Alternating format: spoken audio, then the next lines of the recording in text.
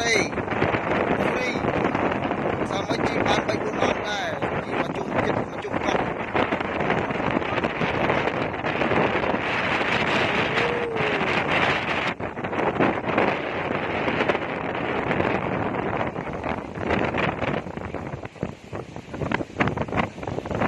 ហើយនេះល្ងាគេអត់មានអាំងភ្លើងអាំងអីបាននេះ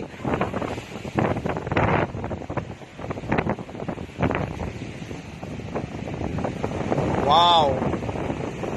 វ៉ាវមើលរលកធំណាស់